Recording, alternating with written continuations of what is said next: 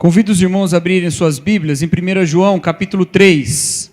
E hoje nós vamos refletir sobre a ressurreição de Jesus Cristo e sobre a nossa nova vida no Cristo ressurreto. Nós leremos a partir do versículo 13 até o versículo 16. Diz assim a palavra de Deus: Meus irmãos, não se admirem se o mundo os odeia. Sabemos que já passamos da morte para a vida, porque amamos nossos irmãos. Quem não ama, permanece na morte. Quem odeia seu irmão é assassino, e vocês sabem que nenhum assassino tem a vida eterna em si mesmo. Nisso conhecemos o que é o amor. Jesus Cristo deu a sua vida por nós, e devemos dar a nossa vida por nossos irmãos. A ressurreição de Jesus Cristo é o fato principal da nossa fé. Ela marca a nossa vida e ela marca a igreja de uma maneira que não se pode relevar. Jesus Cristo ressuscitou num domingo, diz a palavra de Deus, no primeiro dia da semana. E isso fez com que nós adotássemos o domingo como o dia que nos reunimos. O Senhor Jesus Cristo ressuscitou de fato, em corpo, e não apenas simbolicamente ou em espírito. E isso faz com que nós tenhamos a confiança de que também ressuscitaremos em corpo glorificado. O Senhor Jesus Cristo ressuscitou no que é chamado de, sendo assim chamado, o primeiro dos que dormem, o primogênito dos que dormem. E por isso nós acreditamos que, da forma como Ele ressuscitou, nós também ressuscitaremos. Mas a ressurreição de Jesus Cristo testemunha uma vitória sobre a morte, que faz com que nós não pautemos a nossa vida por causa da morte, não pautemos a nossa vida pela morte, mas que tenhamos a nossa vida pautada pela própria vida de Jesus Cristo em nós. É isso que esse texto ressalva ao falar do tema do amor cristão. Mas a ressurreição não é algo fácil de compreender. A Bíblia conta a história de um discípulo que ficou famoso por duvidar do testemunho da ressurreição. Tomé, quando foi avisado da ressurreição pelos outros discípulos que tinham presenciado Jesus Cristo aparecendo no meio deles em corpo, Tomé diz: olha, eu só vou crer se eu ver. Se eu não vir o Senhor, se eu não tocar suas mãos feridas, não tocar o seu lado ferido pela lança, eu não vou acreditar que é o Senhor. E eu não vou acreditar que o Senhor ressuscitou. Porque não é fácil mesmo acreditar nisso. Não é fácil. Se alguém chegar para você e dizer que alguém ressuscitou, você vai falar: olha, eu preciso verificar se isso aí não é fake news. Preciso ver. Se isso aí não é falso. Não é fácil. Não é uma coisa que a gente vê o tempo todo, não. Não existe um sistema nos cemitérios para lidar com pessoas que ressuscitam. Não tem. Os coveiros não ficam avisados: olha, fica esperto, em até 3 dias esse cara que foi enterrado hoje pode levantar. Não tem isso. Não é natural que a gente pense nisso. A gente gosta de olhar para Tomé e percebê-lo como alguém fraco. Mas na verdade de Tomé se requeria algo que não se requis, ou que não se requis, tá certo, dos outros discípulos, que era crer sem ver. Os outros tinham visto, Tomé não. Porque a ressurreição não era algo tão simples assim. Não era algo esperado. Ninguém esperava a ressurreição de Jesus Cristo. Os seus discípulos ouviram o Senhor falar várias vezes da sua morte e dizer que ressuscitaria. Ainda assim, não estavam esperando. Os judeus acreditavam em ressurreição, mas não numa ressurreição naquele momento. Acreditavam só na ressurreição final. Isso fica muito claro quando Jesus Cristo vai ressuscitar Lázaro. E a sua irmã diz: olha, eu sei que o dia ele ressuscitará, mas não agora. E, para a surpresa de todos, Lázaro ressuscita naquele momento. Ninguém esperava a ressurreição de Jesus, porque não é uma coisa normal, não é uma coisa usual. E essa semana divulgou-se uma notícia muito interessante, uma notícia científica. Vocês ouviram falar sobre a ressurreição? A ressurreição mais ou menos, né? A a volta da atividade cerebral de porcos mortos. Vocês viram essa notícia? Eu não sou cientista, eu vou falar, né? E aí depois, se tiverem dúvida, vocês perguntam para a Nice, que é a especialista aqui em saúde animal, né, Nice? Mas diz que é o seguinte: porcos morreram, tiraram os cérebros dele, deixaram algumas horas em temperatura ambiente, né, para garantir que morreu mesmo. Acho que é para isso, sei lá. E aí depois injetaram uma substância e fizeram um procedimento lá, que eu não sei explicar de jeito nenhum, e começaram a anotar algumas atividades naqueles porcos, atividades cerebrais, atividades da eletricidade, né, que tem no cérebro, né, a eletricidade, a transmissão e tal, algumas coisinhas assim. Mas, por que eu estou falando isso? Porque essa notícia dizia que eles não promoveram naqueles cérebros consciência. Não chegaram a ser conscientes. O que eu fiquei me perguntando, até perguntei para a Nath quando a gente viu essa notícia na TV, eu falei, o que seria um cérebro consciente sem corpo? Não, é um negócio estranho, né?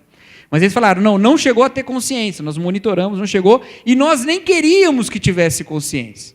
Se tivesse, a gente ia sedar. E aí eu fico olhando esse texto e pensando nisso. Pensando o que é uma vida viva e o que é uma vida morta. Imagina que alguém chega para você quando você perde um ente querido e fala assim, olha, eu posso fazer aquele procedimento que fizeram com os porcos lá e posso trazer seu ente querido à vida. Você quer? Opa, como eu quero. Como eu quero trazer quem eu amo à vida de novo. Eu quero, com certeza. Você dá autorização? Dou autorização, pode fazer. Ai, não vejo a hora. Então tá bom, eu vou fazer essa ressurreição. E aí o médico lá, especialista em ressurreição, chega naquele corpo morto, sobre a maca, faz um procedimento. Você fica lá fora esperando, e quando dá algumas horas, te chama de volta. O procedimento foi um sucesso. Você pode entrar. Venha ver o seu ente querido vivo de novo. E quando você chega lá, você vê a pessoa sobre a maca, olhos fechados, um monitor cardíaco, e o monitor cardíaco dando sinais de vida. E você fala, deu certo, está vivo. Esse coração é dele mesmo? É dele. Deu certo, está vivo. Muito obrigado, doutor, como eu sou feliz. Agora, quanto tempo até acordar e eu poder conversar? Quanto tempo até sair desse estado de coma? Esse estado de sedação? E o médico diz, não, mas eu nunca disse que essa pessoa ia se levantar. Eu disse que eu ia trazê-la de volta à vida. E ela está viva. Não era isso que você queria? Ia ser um pouco frustrante, não ia? Você ia falar, puxa, mas e agora? Não era isso que eu esperava. A palavra de Deus fala que em Jesus Cristo, na ressurreição, nós temos uma vida nova. Mas esse texto diz que quem ama é quem vive uma vida nova. Quem não ama, pode até ter lá os sinais de vida pela fé, mas é como, em tudo, semelhante a quem está morto. É assim que está a nossa vida espiritual? Uma vida sem amor? É assim que está a nossa vida espiritual? Sem ação da vida de Deus em nós? Porque Cristo não ressuscitou como cérebros de porcos. Cristo se levantou do túmulo, saiu do túmulo, foi visto entre os seus discípulos, centenas de discípulos, trouxe palavras, e dentre elas algumas das mais importantes da nossa fé, como toda autoridade me foi dada no céu e na terra, portanto, ide fazer discípulo de todas as nações, batizando-os em nome do Pai, do Filho e do Espírito Santo. O Senhor Jesus Cristo fez disso tudo. Até cozinhou para os discípulos, que os discípulos o encontraram fazendo ali um peixe com pão, né? Para celebrar com os discípulos, comer com os discípulos. Eles estiveram com Cristo ressuscitado e saíram para testemunhar da vida dele. E qual é a vida que eles saíram para testemunhar? essa, porque este que escreveu essa carta, João, estava entre os discípulos que o viram ressurreto. E João, que deu o testemunho da ressurreição, diz: quem passou da morte para a vida é aquele que ama. Quem não ama, continua na morte. Quem não ama, continua na morte. Quem ama, está ressurreto. Quem não ama, continua morto. Uma palavra dura, uma palavra pesada, mas uma palavra verdadeira. Porque a vida que nós temos em Jesus é a vida que demonstra o amor de Cristo. E por que que é a vida que demonstra o amor de Cristo? O que tem a ver uma coisa com a outra? O que tem a ver uma coisa com a outra? Estar vivo e amar? Podia estar vivo fazendo outras coisas. Por que que João está usando essa linguagem? É que é o seguinte, meu querido. Sem o testemunho da ressurreição, toda a sua vida está pautada pela morte. Sem o testemunho da ressurreição, você vive para um dia morrer. Certo? É assim que viveram todas as pessoas na história. Viveram sabendo que um dia iam morrer. E porque sabiam que um dia iam morrer, agiam para evitar a morte ou para ter uma vida mais confortável enquanto está aqui. Afinal de contas, um dia eu vou morrer e não estarei mais aqui. Essa que era a vida que as pessoas viviam, sem o testemunho da ressurreição de Cristo. Está entendendo isso? Vou explicar melhor para você. Se você viveu antes de saber, ou se você viveu naquele tempo antes da ressurreição de Jesus, se você vivesse naquele tempo antes da ressurreição de Jesus, quando você vê alguém morrendo, acabou. Acabou aquela pessoa, morreu, já foi. Não tem mais nada. Então tudo que eu tenho é essa vida, então eu me apego a essa vida com tudo que eu tenho. Eu preciso viver essa vida ao máximo. Eu preciso fazer dessa vida valer a pena, ela tem que valer a pena, porque ela é a minha única vida. Preciso fazer ela valer. E se você ficar no meu caminho, a gente vai ter problema. Porque entre você e eu, que vá você. Eu quero viver lá ao máximo e por mais tempo que eu puder. E se você ficar no meu caminho, você vai ter a sua vida encurtada pelas minhas próprias mãos. Eu vou pôr fim na sua vida. É a chamada lei do mais forte, é a disputa, é a sobrevivência. Vamos ver quem vive aqui no nosso conflito. É assim que a vida é regida pela morte. Significa que as pessoas sem Jesus não criam relações? Claro que criam. Mas por quê? Para ter essa vida o melhor que ela puder. As relações são criadas para a gente aproveitar essa vida. As relações são criadas para a gente viver melhor essa vida. A gente casa e tem filho que é para viver mais através dos filhos. É isso que a gente faz quando a nossa vida é reinada pela morte. Tudo está sendo vivido numa contagem regressiva. Tudo está sendo vivido numa contagem regressiva. É uma corrida na qual eu quero ter vantagem. E vantagem sobre você. E se eu vou morrer, eu preciso me precaver. E eu tenho medo. Porque tem muito jeito de eu morrer nessa vida. Tem muito jeito de eu morrer nessa vida. Eu posso ter uma doença, posso. Mas eu posso também tropeçar, cair, bater a cabeça e morrer. E eu posso também morrer pela mão de pessoas que eu considero más e minhas inimigas. E por isso eu vou me proteger. E por isso eu vou subir meu muro o máximo que eu puder. E por isso eu vou botar cerca elétrica para que você morra segurando aquele fio. Eu não. Cerca elétrica não mata, né? Ainda assim não. Mas se pudesse, matava. E eu vou dar um jeito de, se alguém vier me matar, ela morre primeiro. Eu vou me proteger. Eu vou me proteger. E tem gente que não gosta de mim por causa do meu país ou por causa da minha religião. Então eu vou matar esse povo antes de mim. Como alguns justificaram guerras dizendo que estavam lá no estrangeiro guerreando contra outros povos para garantir o que conquistamos aqui. Por isso eu tiro o que eles têm lá. O mundo regido pela morte, ele é um mundo de ódio. Quem odeia continua na morte. Porque o ódio é o resquício do nosso medo da morte. É aquilo que ficou em nós de poder da morte sobre nós. Aquele que conhece Jesus já não teme mais a morte. Aquele que vê Jesus ressuscitado, esse não tem medo de morrer. Esse diz, eu sei que a morte não tem poder sobre o meu Deus. O cara morreu, ressuscitou, eu vi ele, ele falou, pois é, não te falei para você crer em mim? Agora crê. Crê e vai. E eu vou. E se te matarem? Eu vou ressuscitar. Então essa vida agora já não faz mais sentido eu vivê-la como uma contagem regressiva. Eu vivo essa vida para que através de mim, o amor que me resgatou atinja o próximo.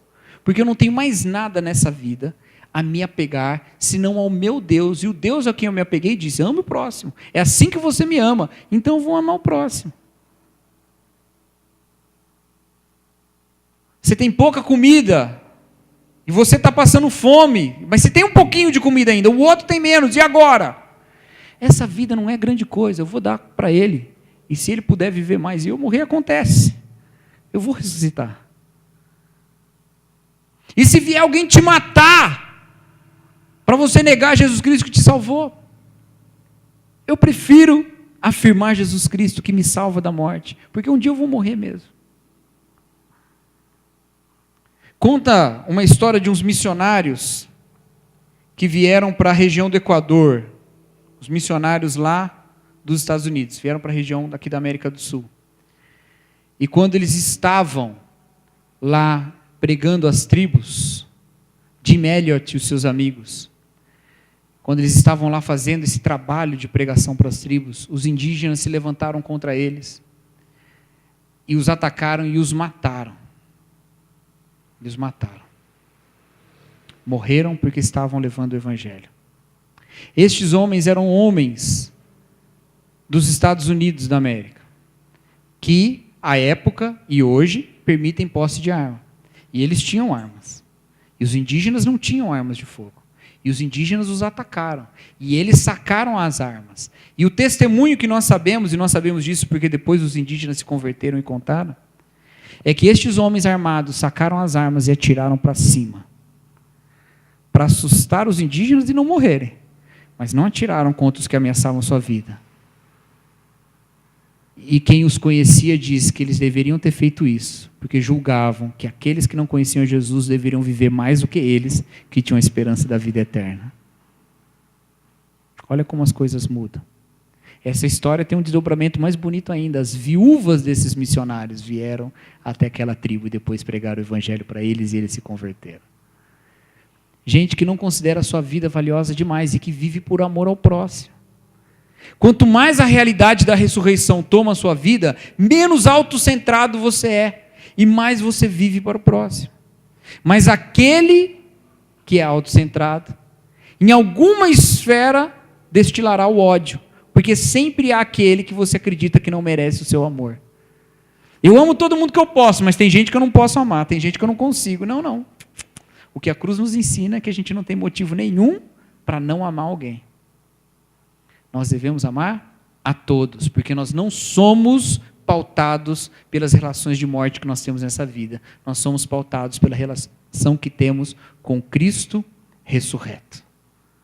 Se Cristo ressuscitou, essa é toda a motivação que eu tenho para viver uma vida, que é a vida de Cristo através de mim.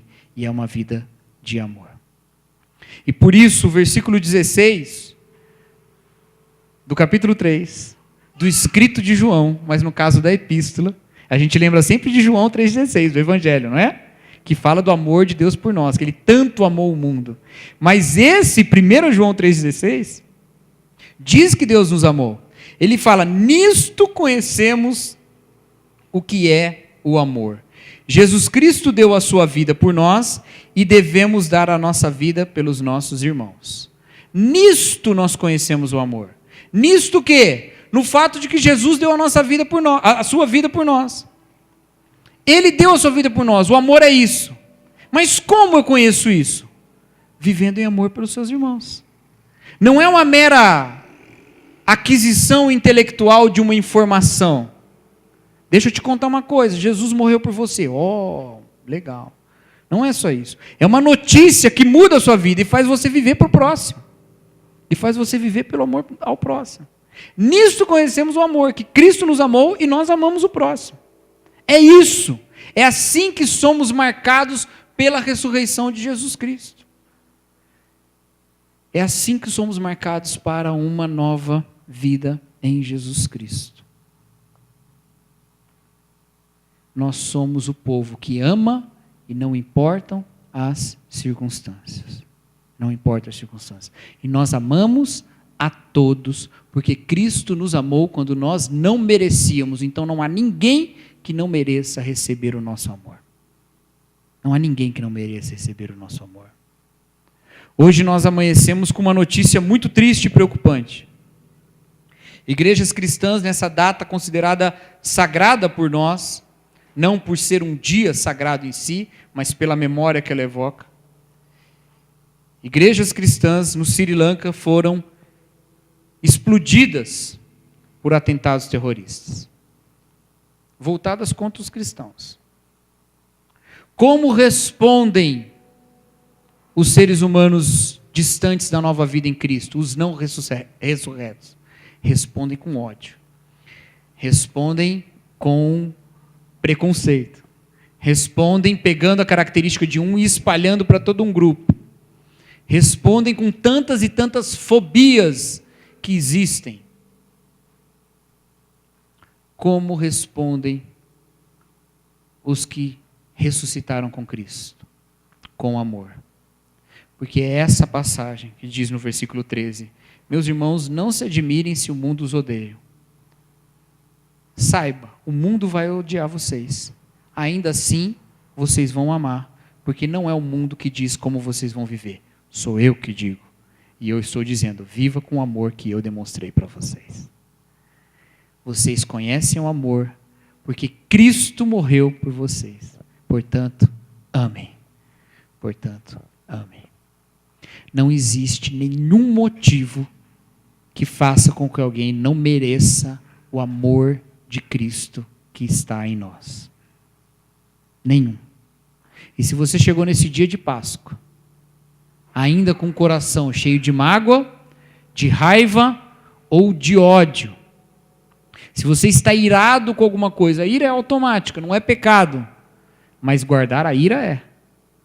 Se você chegou com o coração indisposto em relação a alguém, e até com palavras, com a sua boca, pronunciando palavras contra alguém, por ódio, por raiva, por oposição,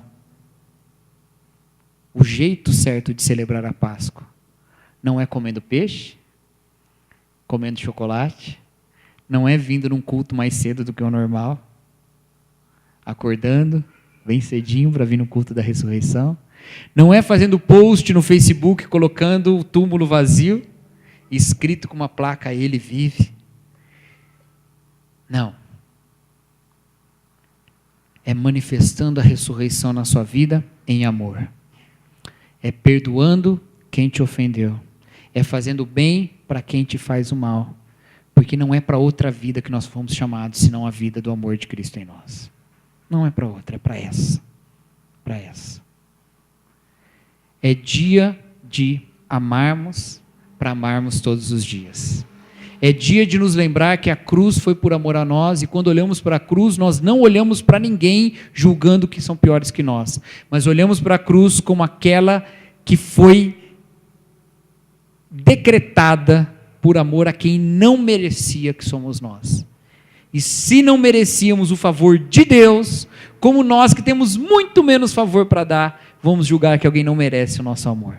Como? Se Deus passou por cima da ofensa com a morte do próprio Filho, como é que nós vamos julgar-nos grandes demais, importantes demais, para não passarmos por cima da ofensa do outro com amor e perdão? Não tem jeito, minha gente, não tem jeito. E se ouvimos essas palavras e ainda continuamos com o coração endurecido, e ainda continuamos buscando o nosso próprio interesse ao invés do próximo, e continuamos nos achando melhores que o outro, continuamos semeando a mágoa no nosso coração, regando aquela plantinha de ódio que um dia foi plantado pela atitude de outra pessoa, se nós continuamos esperando vingança por parte de Deus, ou nós mesmos esperarmos uma oportunidade no qual aquela pessoa precise de nós e nós possamos falar, não, quem me viu passar na prova e não me ajudou, agora vai se arrepender. Se nós continuamos assim, não é a vida de Cristo que nós estamos vivendo, é a morte. E aí não adianta nada, post no Facebook, Não adianta nada vir cedo para o culto da ressurreição. Não adianta cantar, porque Ele vive e posso crer no amanhã. Porque hoje, amanhã, depois, você está morto. Você está morto. Não porque o seu ódio te matou, mas porque você não crê em Cristo para viver uma nova vida. A fé em Jesus Cristo deve nos levar a uma vida ressurreta. E essa vida ressurreta é uma vida de amor. Uma vida de amor.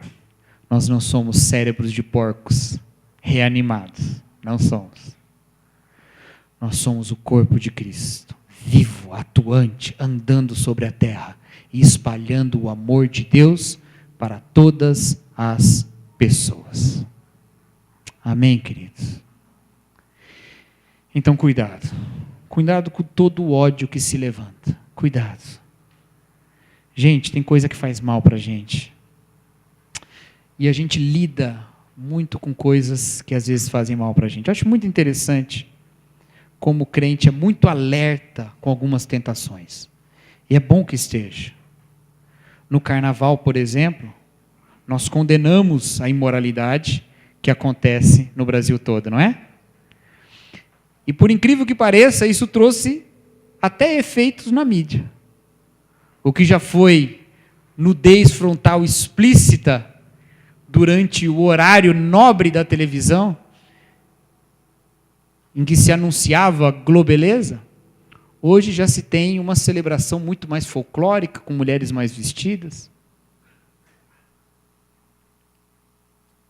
Porque nós sabemos o que a tentação significa. Nós sabemos como nós somos tentados pelo que vemos. Mas às vezes a gente ignora algumas coisas e nos protegemos bem do pecado da lascívia, mas não nos protegemos do pecado do ódio. E a gente não fica consumindo coisas sensuais na internet, mas ficamos consumindo coisas que fazem o nosso ódio crescer no coração. E ficamos doidos de raiva do irmão que postou uma coisa contra aquilo que você acredita, e você fica louco. Mas você deixa o seu coraçãozinho ali. Não vou fazer nada, não vou fazer nada. De repente, pum! Solta. Não é assim que a gente faz? A gente faz. Não estou falando que são vocês, não. É a gente, eu também. Não é assim?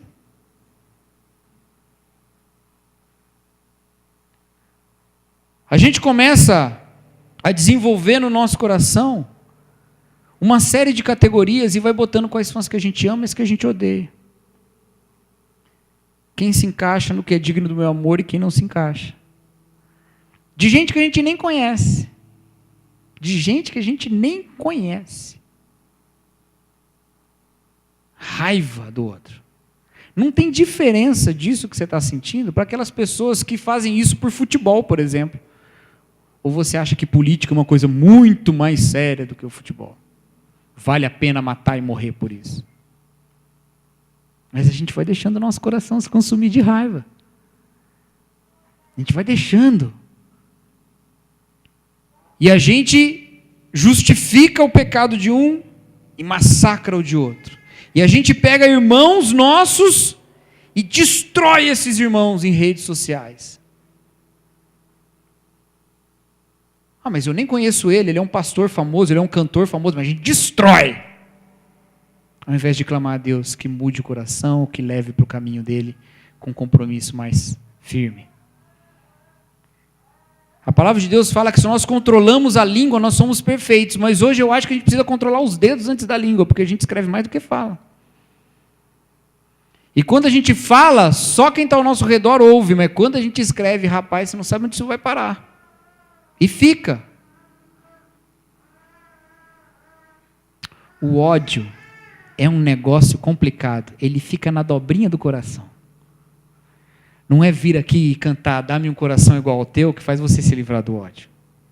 É você indo lá para o irmão, que você sabe que você está com um problema com ele, e você sentar com ele numa mesa e almoçar, e falar, querido, a gente vai passar a eternidade toda junto. Vale a pena brigar esse tempinho? A vida de Jesus em nós, ela muda nosso relacionamento. Ela muda. Irmão, quando eu me encontro com você, eu não estou me encontrando só nós dois. Jesus está no nosso meio. E quando eu estou batendo boca com você, Jesus está no nosso meio, amando os dois e odiando o fato de que nós estamos discutindo e brigando. Mas nós preferimos o nosso direito a uma vida transformada pela ressurreição de Jesus. Eu acho interessante como João escreve: não estranhe se o mundo vos odeie. Mas ele talvez pudesse completar para os dias de hoje: mas estranhe quando você começar a odiar, porque não é para fazer isso não.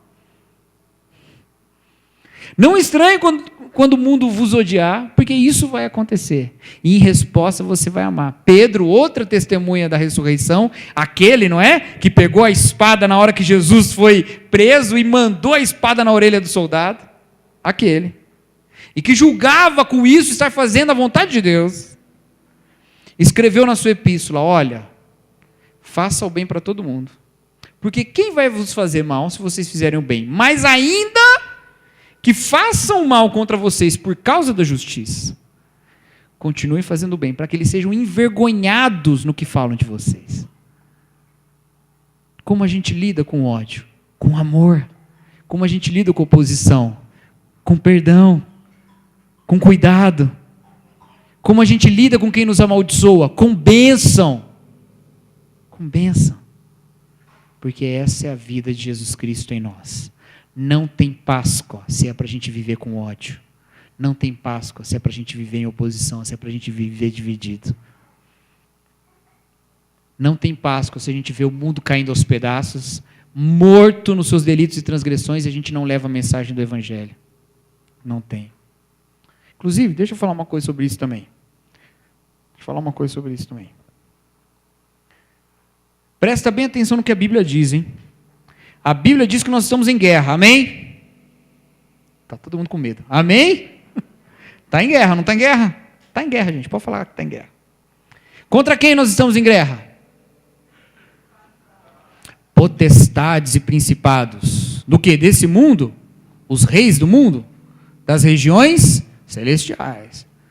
Poderes espirituais. Nós estamos em guerra com esses poderes espirituais. Paulo diz isso no contexto no que ele fala que a nossa guerra não é outra, não é contra carne nem sangue, ou seja, não é contra seres humanos, não é contra pessoas, é uma guerra sim, mas contra poderes espirituais. A carne e sangue a gente faz o quê? A gente ama, a gente cuida, a gente abençoa. Os poderes espirituais que escravizam carne e sangue para fazer o mal, esses nós repreendemos, nós expulsamos, nós oramos pelo poder de Deus e nós anunciamos um evangelho que envergonha esses poderes, porque eles foram envergonhados na cruz de Cristo. Agora a gente inverte, porque o poder para libertar as pessoas do mal é o evangelho, e o evangelho é pregado com amor. Por que eu prego o evangelho? Porque eu amo a Deus e quero a glória toda ao nome dele, e porque eu amo ao próximo e não quero que ele vá para o inferno. Eu não quero que ele continue vivendo essa vida debaixo do poder de Satanás. Eu quero que ele reconheça a vida de Jesus Cristo. Mas a gente inverte. Quando a gente inverte? Quando ao invés de pregar o evangelho, eu quero que o não crente assuma o comportamento do crente, sem conhecer Jesus.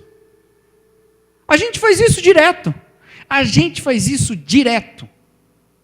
A gente quer que o gay vire hétero, mas não prega o evangelho para o gay. A gente quer que o depravado fique...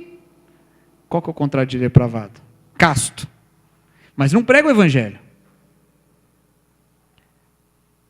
A gente quer que aquele que defende o aborto pare de defender o aborto, mas a gente não prega o evangelho. Ou seja, a gente quer que o não crente seja tudo igual ao crente, só o destino que vai para o inferno mesmo. Vai para o inferno, mas vai para o inferno parecendo um crente.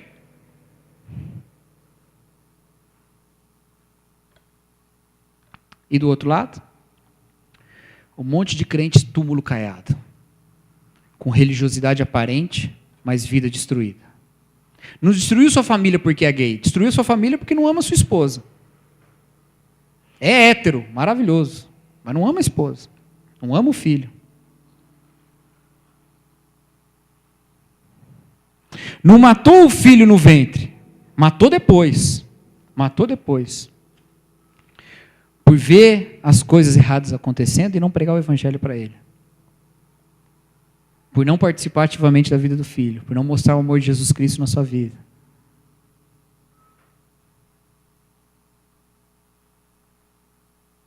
Nós estamos invertendo as coisas Quando não é a vida de Cristo em nós, nos movendo nesse mundo em amor. Quando nós temos um monte de verdade na língua, mas não tem amor. E a palavra de Deus diz que isso não adianta nada. Nós temos que ter amor, e porque amamos, falamos a verdade. Porque mentir não é expressão de amor. Porque amamos, pregamos o evangelho. Porque guardar uma notícia tão boa não é expressão de amor. Cristo ressuscitou e tudo mudou. Tudo mudou. Tudo. E você deve demonstrar amor para todas as pessoas, porque tudo mudou. Você deve pregar o evangelho para todas as pessoas, porque tudo mudou. E você deve anunciar aos 4 cantos, gritar em todo lugar que você puder. Simbólico, tá? Vai sair gritando por aí. No meio da aula e grita, Jesus ressuscitou, não vai dar certo. Mas assim, anunciar em todo lugar. Tudo mudou porque Cristo ressuscitou. E agora quem reina na minha vida não é mais a morte. Eu não tenho mais medo da morte, eu não vivo essa vida pela morte. Eu entrego a minha vida para fazer a vontade de Deus, porque Cristo deu sua vida por mim e eu dou a minha vida pelos nossos irmãos. Amém? Amém. Que essa seja a realidade da Páscoa na nossa vida. Amém.